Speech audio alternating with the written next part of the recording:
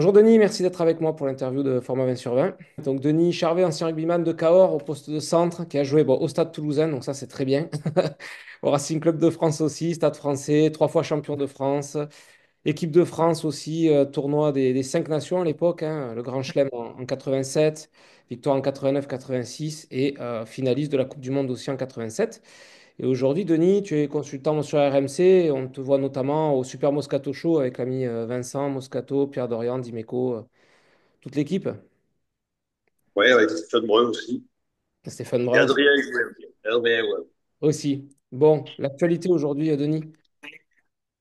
À l'actualité, c'est surtout la radio, beaucoup de Moscato Show, Ouais. beaucoup de les grandes gueules le week-end. Ouais. Toujours un peu dans le cinéma, avec un projet qui me tient à cœur, c'est l'adaptation cinématographique de mon livre qui s'appelait La mort debout, que j'avais sorti aux éditions de Carrière en 2008. D'accord. Et voilà, le scénario est fini. Là, je rencontre des gens pour la production Bon. et mon vœu, ce serait de le réaliser, évidemment. Mais voilà, donc on est dans une période où on essaye de monter le projet. D'accord. Période délicate, mais bon, Bon, ça fait de l'occupation. j'essaye d'aller jusqu'au bout parce que c'est un projet de vie qui me tient à cœur. Bien sûr, ouais, je comprends. Je comprends. Bon, entre tout ça, toute cette actualité, tout ce calendrier qui est bien chargé, bon, un petit peu de vin quand même, Denis, en étant de Ah, Cahors. le vin, on en parle tous les jours à la radio, hein, donc Forcément. on s'envoie des pics avec Vincent. Lui, c'est le Gaillac, moi, c'est le Cahors. Donc, Oui, c'est forcément. celui qui le trouve le meilleur ou le pire, enfin, ou le moins. Ouais, enfin, bon. Euh, ouais, ben oui, au Cahors, quand tu grandis à Cahors, que tu nais à Cahors, effectivement, le vin fait partie de ton quotidien. Et le Cahors, c'est ancré en toi depuis ton plus jeune âge. Donc, après, tu découvres le vin à un certain âge. Moi, j'ai fait des vendanges à Cahors. J'ai participé à. Ouais, c'est des moments ouais, de bonheur, à une période de ma vie où ça correspondait à l'automne, avec des couleurs magnifiques, voilà, se retrouver dans des vignes. Ça correspondait à la rentrée, c'était un passage avant la fac, c'était sympa. Voilà, Donc le vin, oui, j'ai été au contact de vignerons, de petits vignerons. J'ai appris la difficulté que ça représente de faire du vin, même quand c'est pas des grands crus et que c'est des vins de table très corrects. Mais c'est un vrai métier, oui, c'est très contraignant et puis au final pour Hmm. parfois des illusions.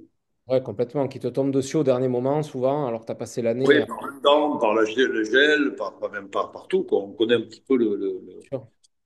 Et les problématiques. toi, Denis, tu es plutôt blanc, rouge, rosé, champagne?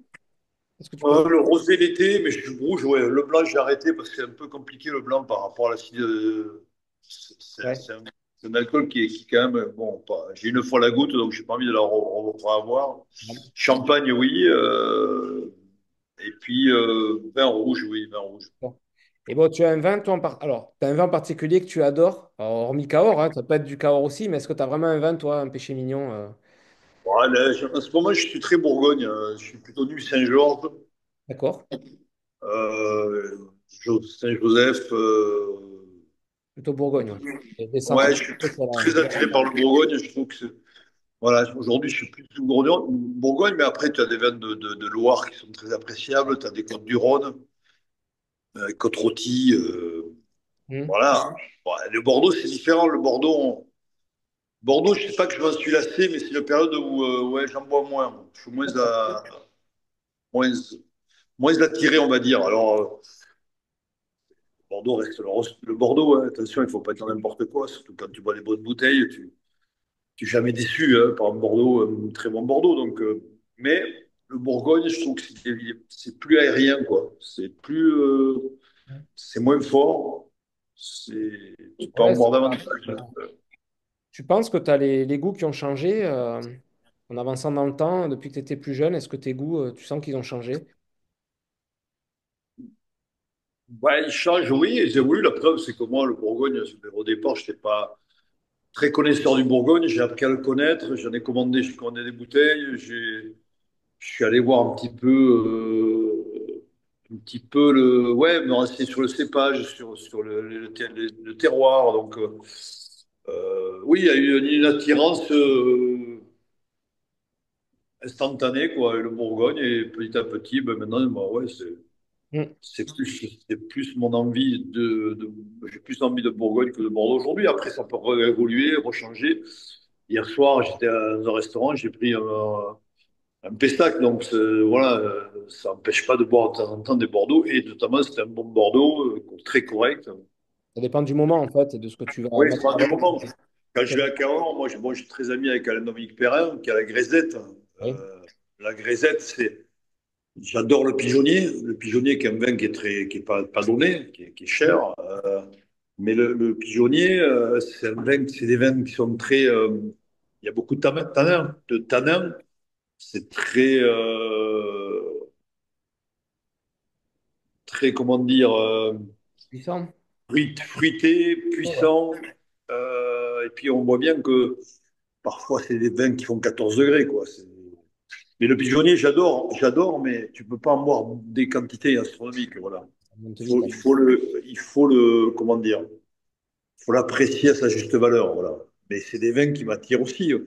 J'aime bien la découverte, j'aime bien découvrir des vins, des vins voilà, qui t'amène un vin, c'est fait pour te transporter dans un autre temps, dans un autre univers, dans un autre lieu. Et c'est ça qui est magique avec le vin, c'est-à-dire que le vin te fait voyager, on le sait. Ouais, tout à Ça fait. te fait voyager, ça te fait voyager dans ta mémoire, mais ça te fait parfois revivre des moments que tu as passés avec des gens. Ouais, c'est Tu te souviens du château Latour 2004 dans tel endroit, et un jour où tu revois le même, tu te dis, ah ouais, c'était pas mal, quoi. ouais, c'est vrai. Et t'apprécies. Donc, il y a plein de... Oui, le vin, ouais, c'est partie Oui, celui qui aime pas le vin, je dis toujours, c'est un mec qui aime pas la vie, hein. Ça, c'est Mais bon, il y en c'est a, ça arrive à vrai. croiser des gens qui n'aiment pas le vin. Ah, ça, c'est sûr. Et toi, de Cahors, tu as vu l'évolution des vins de Cahors. Alors, c'est vrai que c'était considéré comme des vins puissants Non, moi j'ai vu l'évolution là, ces dernières années avec les de jeunes tous les générations. territoires. Il n'y a pas que Cahors. Ouais. Quand on parle des vins du Languedoc de mon ami Olivier Gérard Bertrand, Oui. aujourd'hui c'est exceptionnel. Il y a des vins exceptionnels, quoi. Ouais. 30 ans avant, c'était des vins, le Fronton, tout ça, c'était des vins imbuvables. Même le Pays d'Oc, aujourd'hui, tous les vins sont appréciables. Heureusement, ouais. Il y a eu une évolution dans le vin, il y a eu ouais, il y a eu des. Genre, je pense qu'avant, bah, c'était assez banalisé en fait. C'est-à-dire qu'on sortait du vin pour sortir du vin. Aujourd'hui, Ouais, c'est on vrai. fait, on fait du vin pour qu'il soit bon. Mm, C'est pour ça qu'il est bon partout aujourd'hui le vin. C'est rare de rencontrer un mauvais vin en mm. fait. Ouais, c'est vrai. Il y a une nouvelle génération de vignerons aussi qui fait de belles choses et en bio ou en biodynamie, et ça peut être très intéressant aussi. Et Ouais, ouais, ça évolue. Dans la technique, je connais pas assez, mais elle a beaucoup évolué, hein. Moi, je suis très copain avec Yves Canarelli, qui a le vin rosé, le meilleur vin rosé corse. je Donc vois. moi, je vais chez lui l'été, je vois comment ça se passe, la vinification, tout ça, il m'explique un peu. Donc il y a quand même une évolution au niveau de la technologie même et des machines qui a Mm. beaucoup évolué aussi. Donc il y a le travail humain, il y a le travail aussi de la technologie qui apporte maintenant un vrai savoir. C'est vrai, c'est vrai. Et Donc, toi, Denis, quel est le plat idéal pour toi pour vraiment boire une bonne bouteille de vin, allez, une bonne bouteille de... ouais, tu es obligé d'avoir de la viande. Tu peux pas avoir du vin rouge sur du poisson, c'est compliqué. Donc de la viande, une bonne viande, ça peut être une côte de bœuf, comme ça peut être de l'agneau, un gigot d'agneau, ou ça peut être aussi des côtelettes d'agneau, Ouais. tu vois, je sais pas, hein, ça peut être le gibier, du gibier, même je ne suis pas trop gibier, donc, mais j'aime bien ouais, ça peut être sur du gibier aussi, J'aime euh, bien. mais bon, de la viande, une bonne côte de bœuf, ouais. Ouais, bon, très bien, très bon choix. Tu as une région, là, demain, on te dit, tiens, tu peux partir dans une région ou un pays viticole que tu aimerais découvrir, où c'est que tu aimerais aller? Aux États-Unis, Aux Napa États-Unis? Valley. Ouais, D'accord. Napa Valley, j'y suis passé, mais furtivement, il y a une trentaine d'années. Ouais. Et c'est vrai que tu vas faire la vallée des vins en Californie, ça doit être quelque chose. Ouais, c'est vrai. Ça doit être quelque chose. C'est vrai. C'est un bon choix, ouais. Tu as pu te constituer une cave à la maison? Ou tu fais des achats un petit peu. Ouais, j'avais une cave, mais je t'avouerai que j'ai eu, bon, j'ai un ami qui me ferait pas mal de vin, donc j'ai eu la chance d'avoir pas mal de vin, mais en tout cas, ce que je regrette pas, c'est que je l'ai bu, tout ce vin-là, je l'ai bu. D'accord. Et chaque fois que j'ai des amis qui viennent à la maison et tout, j'hésite jamais à sortir un grand cru. Voilà, de toute façon, le vin, c'est fait pour être bu, c'est pas fait pour être. Et aujourd'hui, mon frère, qui est un grand connaisseur de vin, donc lui, par contre, il a une cave où il a 1200 bouteilles. Il dit toujours maintenant, les vins, il faut pas laisser trop vieillir parce que c'est un raisonnement d'ancêtre, en fait. Ouais, Aujourd'hui, les c'est vrai. vins, aujourd'hui, les vins qui ont 10 ans, tu peux les boire, alors qu'avant, on te disait garde-les, même ceux qui ont 5 ans, à la limite. Donc la cave, j'en ai encore un petit peu, beaucoup moins, mais ouais, j'ai plus grand-chose. Il faut que je renouvelle le stock avec du Bourgogne. Bon, très bien. Là, c'est une belle philosophie. C'est vrai que des fois, on se dit on va attendre avant d'ouvrir une bouteille, etc. Mais on ne sait jamais ce qui peut se passer. Et autant en profiter et on ne sera pas déçu de les boire avant, quoi. Voilà. Puis, tu as un souvenir, Denis, toi, autour d'une dégustation ou une rencontre qui t'a marqué autour du vin?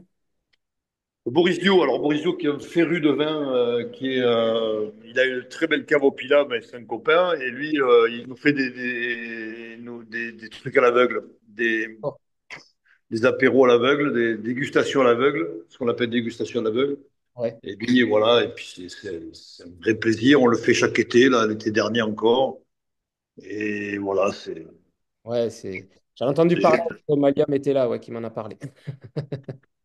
Il m'a parlé des dégustations dans la cave Ouais, de. ouais, super. Voilà. Donc chez Truc, à l'époque, bon, Yannick Noah, je sais quand il était à Feucherolles, il a vendu, mais il avait une super cave et nous, on s'enfermait dans la cave. Donc c'est des moments de partage, de plaisir, de bonheur aussi, voilà, qui restent gravés dans la mémoire. Ah, bah, ça, c'est sûr, je veux bien le croire. Et si tu devais, Denis, là, faire une tablée là, demain, justement, pour faire déguster les vins de Bourgogne, par exemple, ou même faire découvrir les vins de Cahors, avec des personnes vivantes, célèbres ou disparues, qui c'est que tu mets autour de la table? Des gens, j'ai pas compris, des gens célèbres? Si tu devais faire ouais, une tablée avec des personnes célèbres, vivantes ou disparues, qui c'est que tu mets autour de la table? Ouais, c'est compliqué, là, ce que tu me dis, hein. Je sais pas trop, c'est très compliqué. Je ne mets pas Jean-Pierre Rive parce qu'il ne boit pas de vin, Ah, donc c'est un peu compliqué. Non, mais Bernard Laporte, oui, parce que c'est un épicurien qui aime qui aime ça, qui aime le partage, tout ça. Après, je sais pas, bon, bien sûr, je pense que c'est surtout des amis, quoi. Je pense quand même que c'est important de connaître. Alors après, tu me dis, ouais, si tu me mets Einstein à ton table, et puis ah, je t'entends plus. je veux bien, tu vois, ou Mandela, je sais pas. Ouais, je dis, je veux bien mettre Einstein, Picasso et Mandela, mais je sais pas s'ils aiment le pinard. Ouais, Tu vois, bah, ouais, c'est ça. C'est ça. faut C'est quand le même risque. mettre autour de la table des- des grands connaisseurs qui aiment ça. Non, mais tu me parles de gens comme ça, je sais pas, moi, Olivier Marchal, mon pote, Boris Dio, voilà, moi j'aime les gens qui aiment partager, qui aiment savourer, c'est des épicuriens. Si t'as pas ça, tu peux pas apprécier en fait, On est d'accord. je pense. On est d'accord. Non, non, mais on est d'accord. C'est vrai. Et c'est ce que je disais avec Philippe Guillard. On avait fait une interview aussi. Et c'est vrai que ouais, c'est important de partager avec les personnes qui aiment le vin. Avec le fromage, toi, Denis, tu es plutôt team blanc, team rouge? Alors le fromage savouré, attends, pardon, parce que ah oui, le fromage, je suis pas très fromage, D'accord. mais fromage, non, fromage c'est rouge, bien sûr.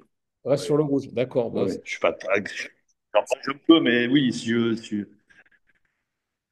je prends du fromage, je prends un coup c'est indispensable de l'associer à du vin, ouais, ouais. indispensable. Bon. Et bon, tu m'as répondu à ma dernière question tout à l'heure. Mais la dernière bouteille que tu as ouverte, c'était donc hier le Pessac Léognan, c'est ça?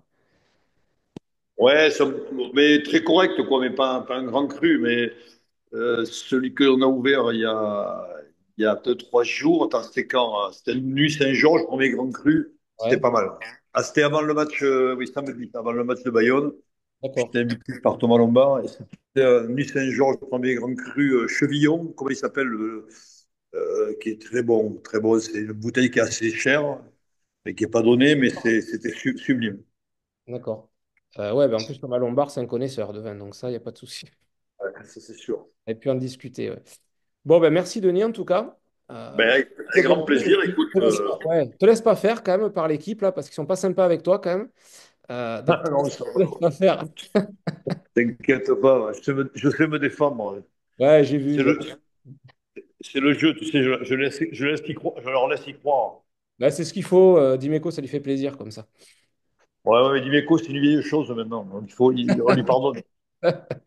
Bon, merci Denis, en tout cas, c'est très sympa pour Bon, l'interview. mais à la prochaine et avec grand plaisir. Écoute.